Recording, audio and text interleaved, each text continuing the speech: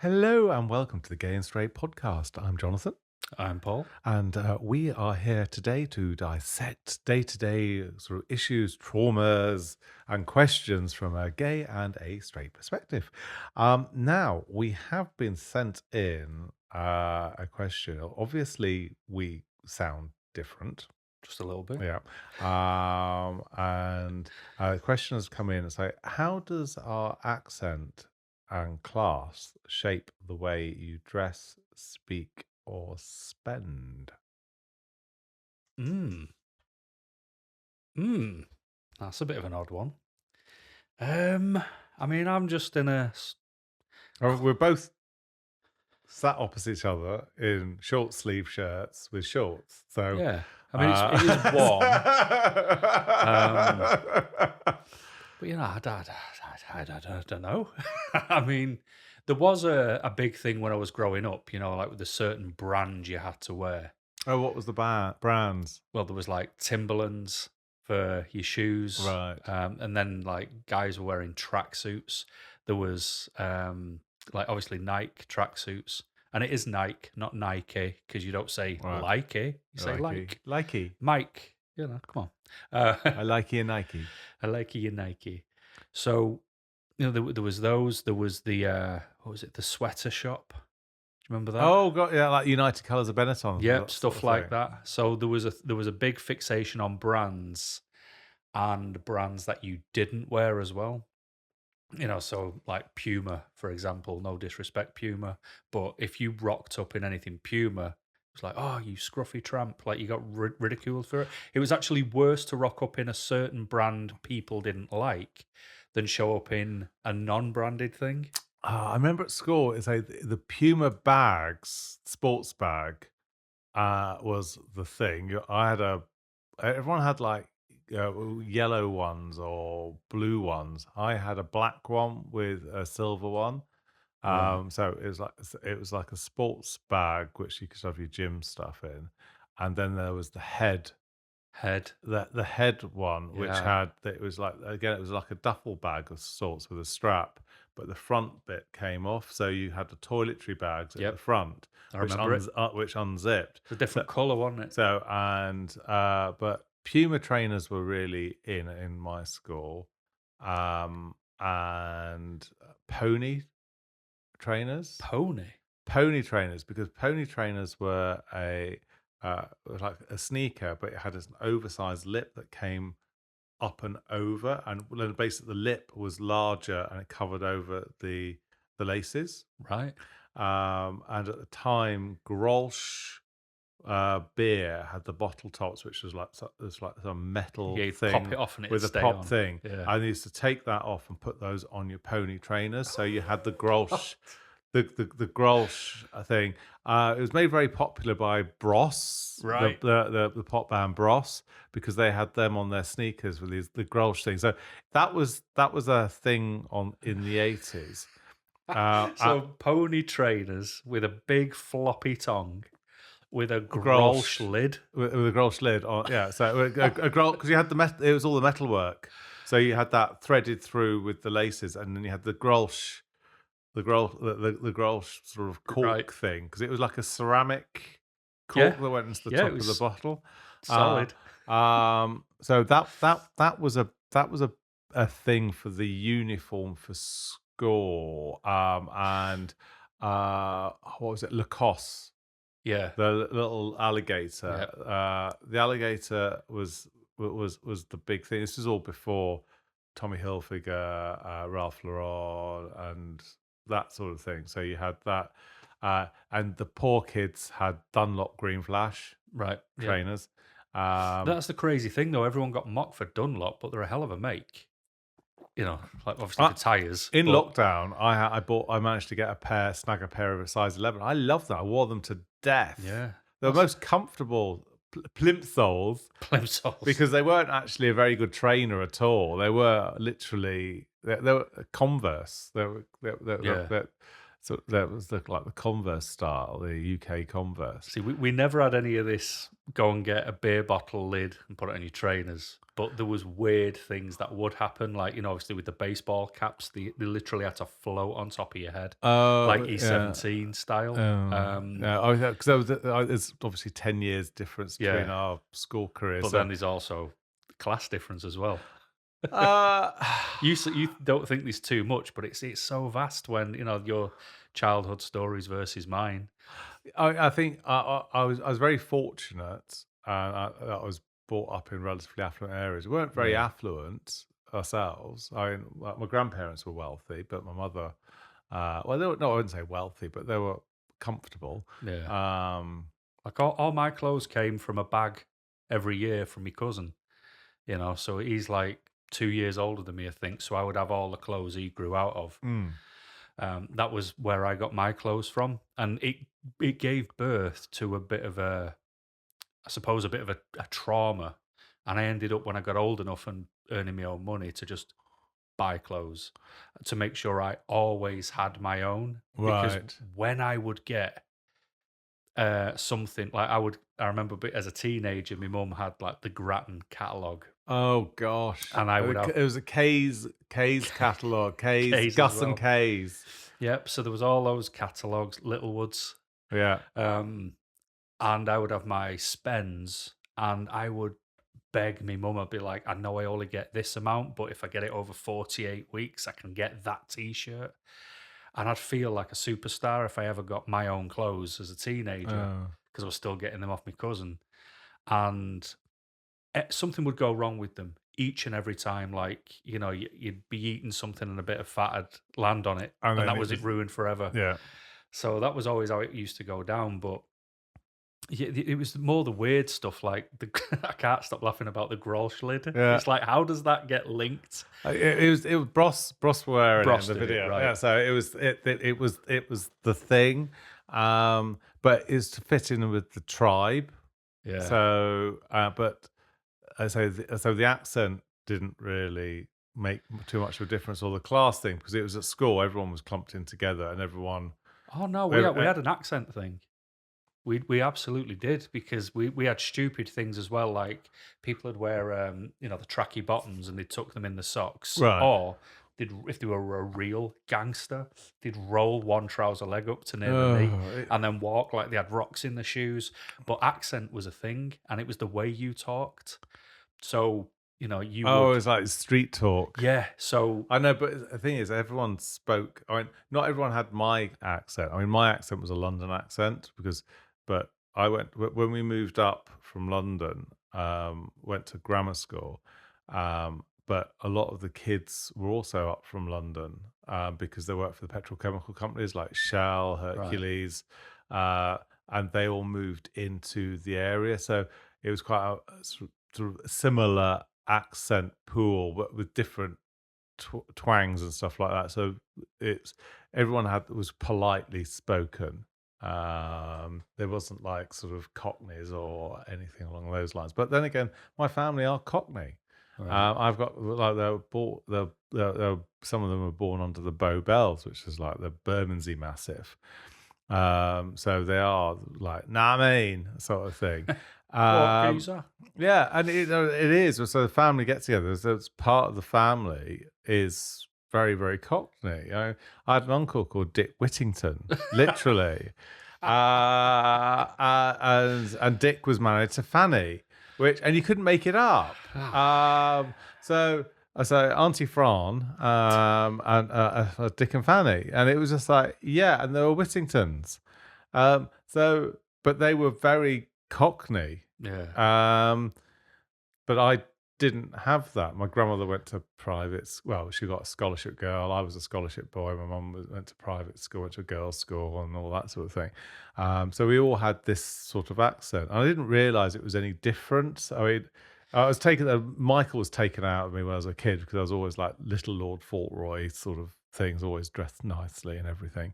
But I continued that, and my accent didn't change, so I didn't sound northern. When some of the local kids thought I was Australian because the accent was so different to what they'd previously heard. See, it wasn't so much the accent, it was more the fake accent, so, like, for example, I soften my accent down because I Mm. sound more like Liam Gallagher otherwise, and I can't turn it off, it's just that's how it is, so then when I soften my accent, I end up sounding more like Carl Pilkington, Right.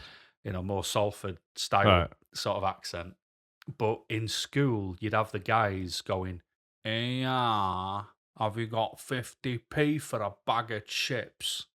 Like they'd put on this stronger, dumber sounding accent, but it'd make them sound like they were lazy and they were basically to try and sound stoned, is what they would always try and do. Oh. And the girls would speak like they were thick, but they would do it like you could be sat next to a girl for 5 years in a class, and if she was one of the bad girls, Yeah. you'd see her out and she'd be like, "Hey, aren't you in my class? What's your name?" It's like, you know what my name is.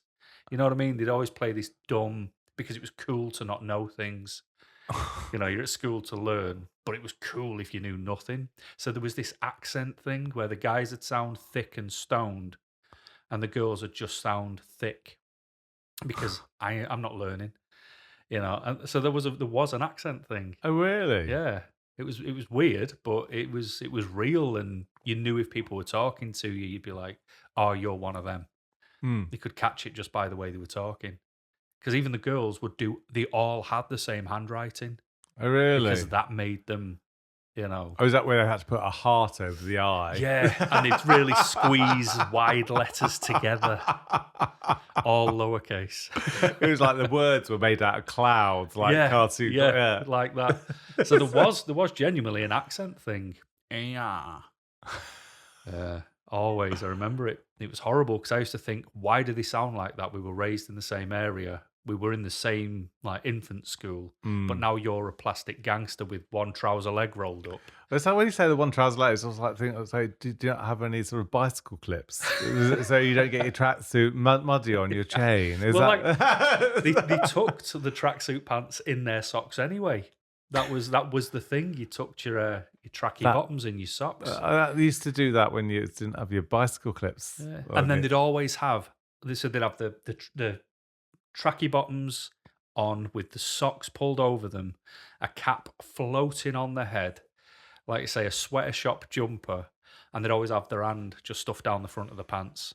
I've never understood why guys just stand there with their hand down the pants. Maybe it's just to make sure the testicles are still there. It could be that, but I've never got it because I've never done it because if I want to put my hands in my trousers, I've got pockets. Right. But they always seem to have the hand down the front. Yeah. Yeah. I mean, I think my accent, so going through school wasn't much of a. It was everyone sounded similar as far as I was concerned. Mm. I think my accent came into its own when I was working in banking because it sounded authoritative and confident and like I knew what I was talking about. Where in fairness, I was freaking clueless. But it sounded like I knew what I was talking about and people had confidence in it. Right. Um, People naturally assume that you come from like landed gentry when you talk in a certain way, and then they either they give you opportunities that you don't think you're going to get because they think you know what you're doing, or alternatively they trust you implicitly, Mm. just from how you sound, and they have that expectations. And I think because I was a scholarship kid at prep school, and there was like kids with like massive wealth, and I wasn't from massive. It was comfortable, but not massive Yeah. wealth. Um, that you learn how to adapt and not look like, oh my god, you got a swimming pool. It's like, oh my god, that's fantastic. I was like, and so you learn as you learn to be nonchalant about it. So you're not flustered when Mm. someone says, "Oh, I've got this, that, and the other," and you just think. I adapted, so people naturally assume I come from very, very sort of wealth, but I don't. It's comfortable, but there was also hardships and things like that. But it allows that they get that assumption, so it gives me bandwidth to to do what I need to do within the circumstances. But friends, it doesn't really make any difference. No, But I think for work situations, it has way I've acted, sounded, uh, has benefited me for people's expectations. right. Where they've given me opportunities where I may not have done. And it sounds as though, with regards to your career, your accent has probably allowed you to get into situations and then surprise people with your abilities and what you do Yeah, that kind of works because because you what did. happens is people like to, especially with fire, everyone's got an opinion, but I'm the person who gives the overriding opinion. Mm, So my sort of strength in a rougher accent, mm, it's like you can't really argue with it no, because everyone's going, well, if you look on page 6, it'll tell you under clause 3.1. And I'll go, no, no, you see, if you don't do what you need to do, no one can use that exit. And if you can't use the exit, if there's a fire in that building, they'll die. So what are we going to do? mm, Oh, it's like you can't apply a book to every building, but you can apply common sense. yeah, So what are we doing?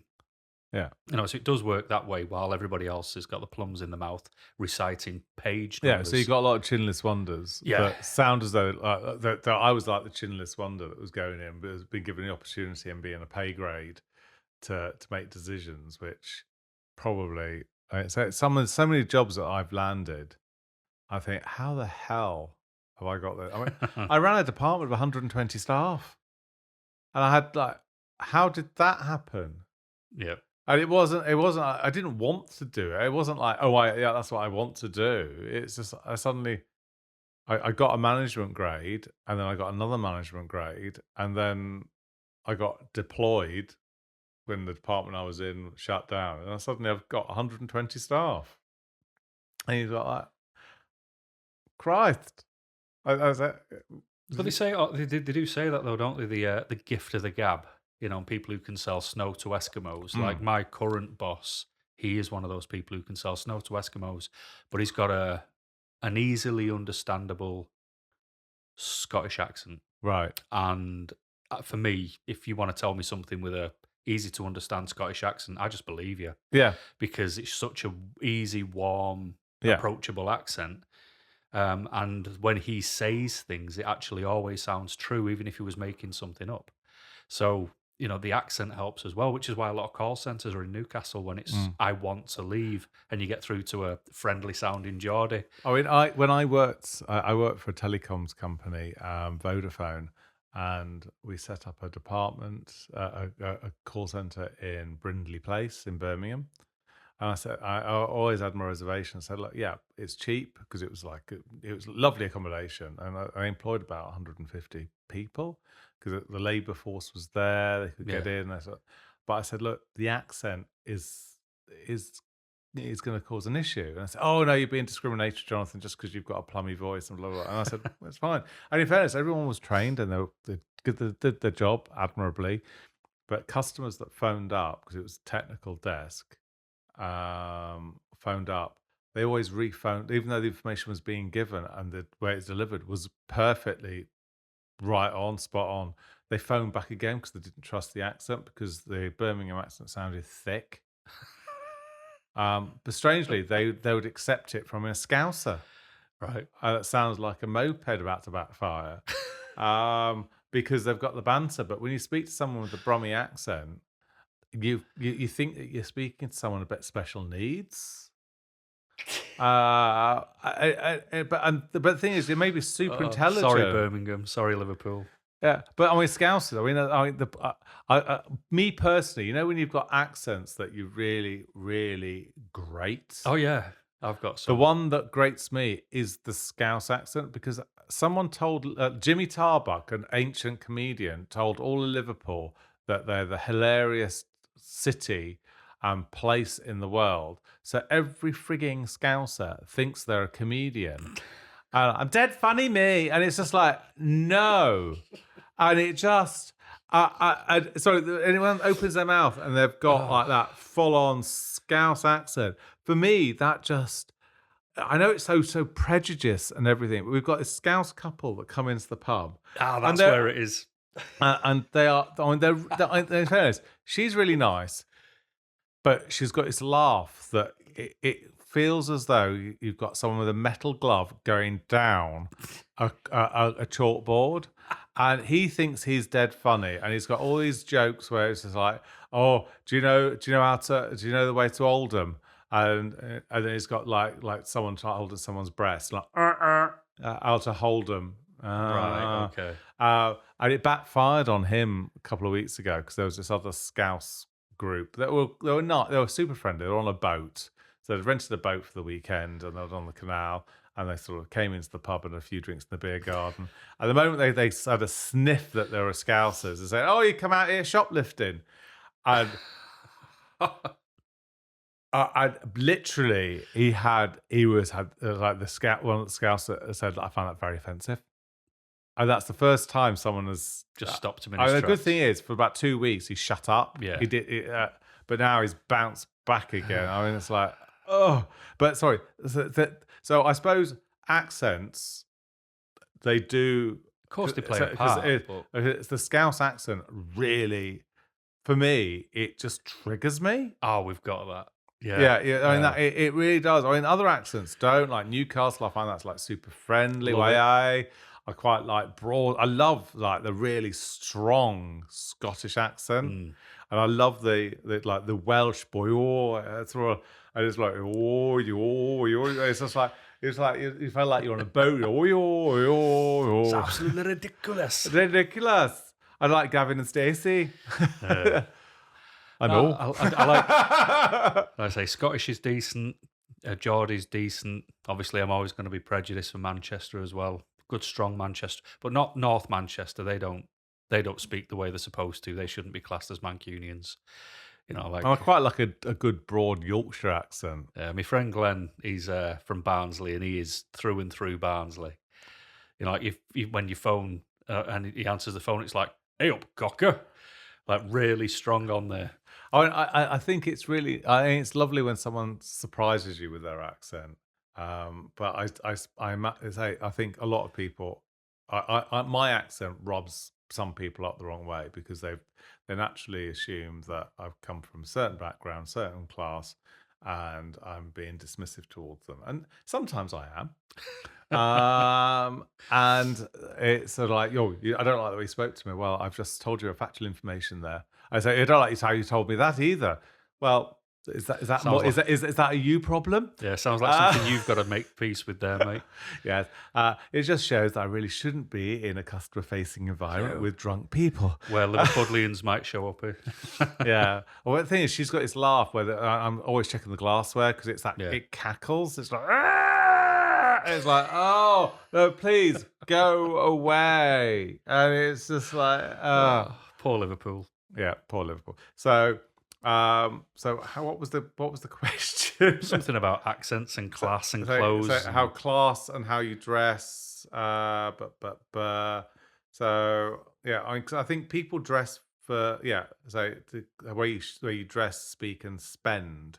I don't think we really covered on we didn't cover the spending. spending, but that's because for me, it made a hell of a difference with accents. It made a hell of a difference with your clothing. It mattered for where you sat in the social status. It mattered Oh, and I whether think you were one of the bad boys or not. It depended on whether a girl would date you as well when you were still at school, for example, because they wouldn't date someone with a pair of Kingfisher trainers on.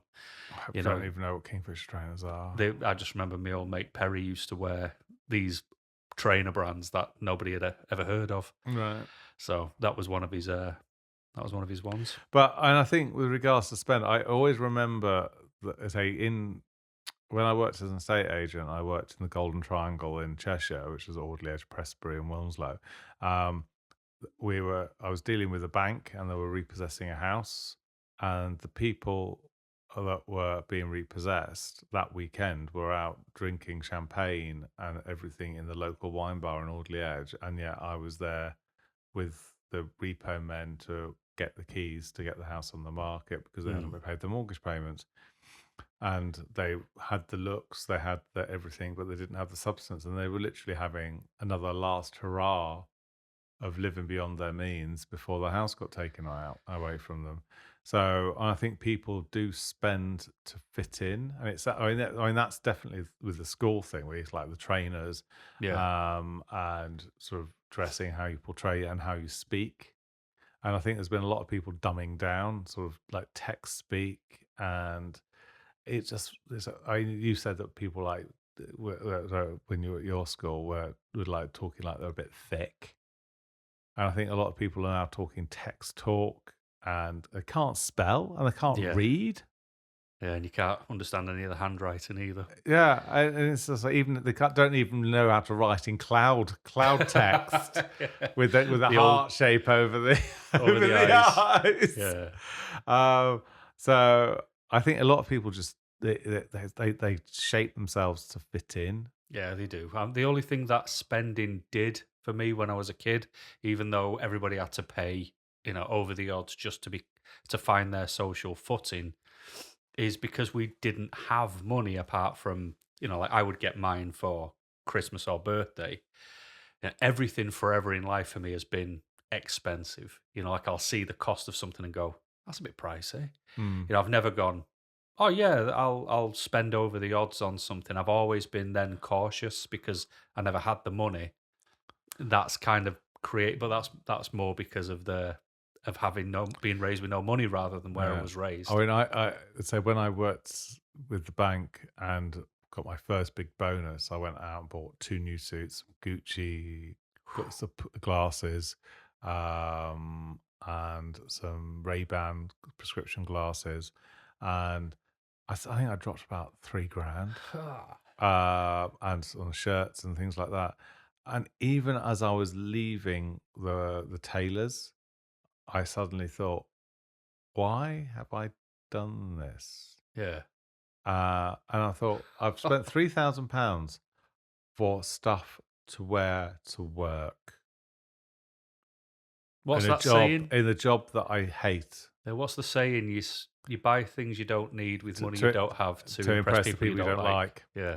And it was at that point that I stopped spending on stuff like that. Mm. Because I saw it was happening. People were buying the bigger car, the faster car, the Rolex, getting the Mont Blanc sort of fountain pen that would automatically explode in your pocket and ruin your very expensive suit and shirt. Um, and I thought, because then people were spending more than they were earning to keep up with other people. And I thought, no, I'm not doing that. I mean, because the thing is, when you're on the top of your game, when you were selling at the bank, Yeah. you were earning big bonuses. But then there'd always be a new group of people that would try to knock you off your post, and then there would be the new thing. And then if you didn't hit your target for a few months, then you were out. Yeah. So therefore, then you would be lumbered with all this frippery, which wasn't worth diddly squat second hand, and all that debt. So I think it was at that point, but I learned it the hard way, but I didn't. I saw it from around me, and it was just that realization. I spent a lot of money on something for work, which I don't like. Yeah. And at least you had the realization, whereas a lot of people don't. They But carry on it- doing it. They live beyond the means. And yeah, like you say, I think they we covered that a little bit in a social media thing recent probably did. episode. Yeah. Well, should we wrap up so you can write your apology letter to Liverpool? No, I'm not sorry, Liverpool. So if we would like detached you or just put a big wall around you All right, and it's fill it getting with worse. water, so we could have a nice yacht, a nice reservoir, or just like calm down a little bit. I mean, they cancelled Brookside. Did you just tell them to calm down? Calm down? Yes, I did. Oh, Calm God. down. Oh gosh, no, yeah. I mean, they cancelled Brookside. Anyway, dear listeners, this is Jonathan signing off. And Paul signing off. Bye bye.